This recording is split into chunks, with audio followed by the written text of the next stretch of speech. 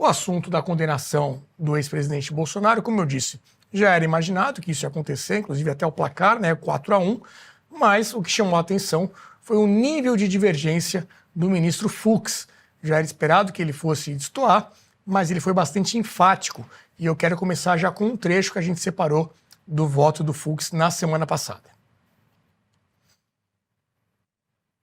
Meu voto é no sentido de reafirmar a jurisprudência desta Corte adotada na questão de ordem na ação penal 937.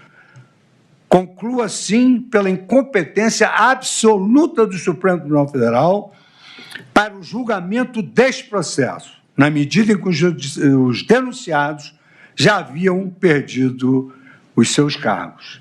E, como é sabido, em virtude da incompetência absoluta para o julgamento, impõe-se a declaração de nulidade de todos os atos decisórios praticados. De sorte, senhor presidente, que a minha primeira preliminar, ela anula o processo por incompetência absoluta. A segunda preliminar, senhor presidente, seguindo a ordem aqui do sumário, é a preliminar de incompetência da turma e a competência do plenário do Supremo Tribunal Federal. Aqui, senhor presidente, basicamente, eu repito os fundamentos anteriores, acrescentando que, a despeito de sucessivas emendas regimentais que versaram sobre a questão de qual órgão desta Corte pode julgar ações penais, a competência para o julgamento do presidente da República sempre foi e continua sendo do plenário da Casa. Dirão os senhores, é ex-presidente, mas está sendo julgado como tal, porque se é ex-presidente, deveria ir para o juízo de primeiro grau. Mas está sendo julgado como presidente, está sendo julgado como se presidente fosse, essa ação deveria se iniciar no pleno do Supremo Tribunal Federal. Bom, vou começar com o nosso advogado presente aqui, então. Ô, Gomes, a gente chegou até a fazer uma live ali, né, reagindo ao final desse julgamento. Já falamos sobre alguns temas, mas o Fux realmente logo de cara já apresentou ali duas divergências quanto às preliminares, né? O que isso quer dizer e o que pode acontecer em termos de recursos nesse momento? Renato, boa noite aos colegas, a toda a audiência. Te confesso que o voto do Fux, para mim, foi um alento, porque eu vinha me sentindo um péssimo advogado, porque eu achava que o tribunal não tinha competência na minha leitura da lei, que se fosse para julgá-lo no tribunal tinha que ser no pleno, na minha leitura da lei, e que não havia ocorrido atos de execução, só atos de preparação e de cogitação. Foi assim que eu aprendi na faculdade. Então o voto do Fux me deu um alento. Pelo menos alguém lá, na mais alta corte do país, reafirmou que a gente vinha, inclusive comentando no programa aqui, e expressando, né?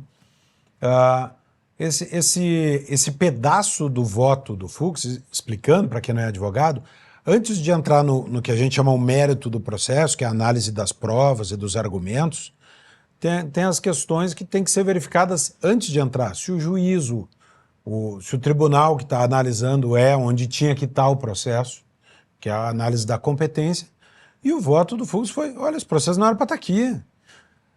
Aliás, é algo difícil de explicar para alguém que não é brasileiro como é que o Lula, como ex-presidente da República, foi julgado em primeira instância na Vara Federal de Curitiba e depois o processo foi anulado porque era para ser na Vara de primeira instância de Brasília.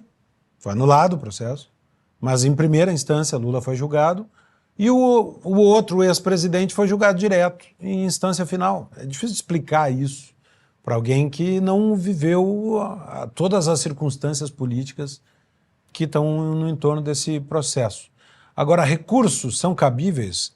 Renato, até estava conversando com o Lobauer ali antes de abrirmos, né? Tem dois recursos, entre aspas, tá, que poderiam caber. Um não é propriamente um recurso, que se chama embargos de declaração. O que é isso? É um pedido que se faz para quem julgou o processo esclarecer algum ponto que ficou obscuro ou que tem alguma contradição ou uma omissão na decisão. mas se pede para quem julgou. Então não é um recurso propriamente dito. O recurso sempre é para outro juízo, né? Então, em base de declaração, Alexandre de Moraes vai receber. É um simplesmente pedido de esclarecimento. Vai dizer, olha, é um pedido de esclarecimento da decisão. Olha, a decisão está incompleta, faltou. E raras vezes, raríssimas vezes, é uma medida que muda alguma coisa. Só quando tem uma contradição absurda, um erro material muito grave. O que é um erro material? O sujeito roubou R$1 e no processo diz que roubou 1 milhão. Bom, peraí, aqui tem um erro que pode dar uma diferença na pena. Mas ninguém imagina que isso vai ser provido. Então não vai acontecer nada. O que vai ter, provavelmente, é uma decisão como milhares de decisões desse tipo de recurso tem no Brasil, que é assim, não vejo efeitos modificativos, quer reclamar, recorre, ponto. O outro recurso, esse sim seria um recurso, são os chamados embargos infringentes. Eles caberiam em caso de uma decisão majoritária, ou seja, tem uma dissidência. Na lei, basta que haja uma dissidência, que uma minoria, tem a maioria que venceu e que a minoria discorde da maioria. Se tem uma divergência, já cabe o recurso. Basta não ser unânime. Basta não ser unânime.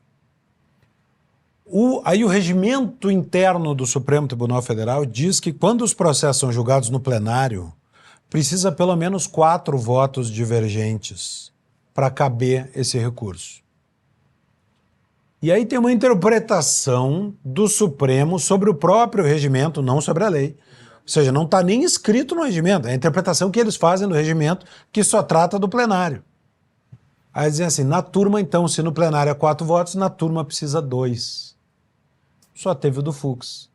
Aliás, os votos dos outros ministros, até na pena, eles fizeram aquela cena, eu acho que nós vamos falar disso depois, né? Uma cena até jocosa e debochada para quem está decidindo penas de prisão, penas privativas da liberdade sobre crimes sérios, porque o discurso inteiro era esse. Os crimes são seríssimos, mas quem assiste o julgamento pensa que não, porque era uma galhofa. Quanto tu deu? Eu dei tanto. É só 3 meses de diferença, vamos com o teu então. Era assim, para nem divergirem na pena proposta. No fim, as penas são todas elas, então vamos com o teu. Elas foram todas unânimes. Não teve um que manteve um voto divergindo em 3 meses da pena, para não ter risco de ter uma divergência de 2 votos, na minha opinião. E portanto, subir um recurso de embargos infringentes. Ou seja, é páreo corrido, como diriam os argentinos, é pan comido, é pão comido. Este processo é questão de tempo para ele ser certificado como chamado trânsito em julgado e dar razão à prisão dos condenados. É questão de tempo. Aliás, eu me lembrei, não posso deixar de fazer a analogia futebolística adequada. Tem uma brincadeira, o Humberto Gessinger, vocalista do Engenheiros do Havaí, dizia que na final do Mundial do Grêmio, saudosa final do Mundial, tinha uma contradição ali, que era o Espinosa, que era o treinador, na beira do campo gritando calma. Só que ele estava desesperado, mas gritava calma. Então era uma contradição entre a mensagem e a forma como ela era transmitida. Eu lembrei disso vendo o Supremo estabelecendo as penas para esse processo. Porque a mensagem... O teor... Era que era seríssimo. É o ato mais responsável da história da democracia. Mas a forma era uma galhofa completa.